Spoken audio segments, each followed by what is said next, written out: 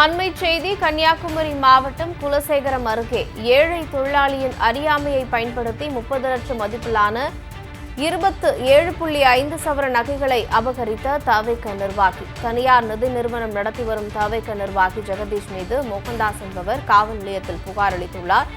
தவேக நிர்வாகி ஜெகதீஷ் கொலை மிரட்டல் விடுப்பதாக மோகன்தாஸ் குற்றச்சாட்டை முன்வைத்துள்ளார். அரசு வங்கியில் மோகன்தாஸ் அடகு வைத்த 220 கிராம் தங்க நகைகளை முறைகேடாக தனது நிதி நிறுவனத்திற்கு மாற்றியுள்ளார் தவேக நிர்வாகி ஜெகதீஷ் என்றும், அடகு வைத்த நகைகளை மீட்கச் சென்றபோது அந்த நகைகளை திருப்பிக் கொடுக்காமல் ஏமாற்றியுள்ளார் தவேக நிர்வாகி ஜெகதீஷ். மோகன்தாஸ் கொடுத்த புகாரின் மீது தவேக நிர்வாகி ஜெகதீஷ் உள்ளிட்ட 8 பேர் மீது குலசேகரம் காவல் நிலையத்தில் 6 பிரிவுகளில் வழக்கு பதிவு செய்யப்பட்டுள்ளது.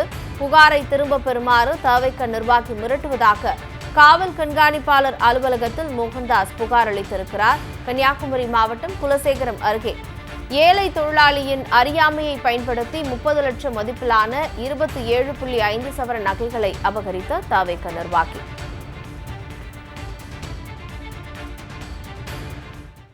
தாவேக தலைவரும் கட்சி தலைவருமான ஜெகதீஷ் என்பவர் அவர் பொன்மன பகுதியில் ஒரு ஃபைனான்ஸ் நடத்தி வருகிறார். இவர்கிட்ட நான் ஒரு 27.5 பவுன் நகை ஃபைனான்ஸில் அடமானம் வச்சேன். இவரிடத்துல நான் பல முறை கேட்ட பின்னாடி இவர் நான் ஒரு அட்வொகேட்டு, என்னை நீங்கள் ஒன்றும் பண்ண முடியாது அப்படின்னு சொல்லி என்னை மிரட்டினார். அப்போ தான் குலசேகரம் காவல் நிலையத்தில் புகார் கொடுத்தேன். புகார் கொடுத்த சம்பந்தமாக அவர் எஃப்ஐஆரும் போட்டாங்க. எஃப்ஐஆர் போட்டு இன்னும் நாள் வரையிலும் அவனை கைது செய்யப்படவில்லை.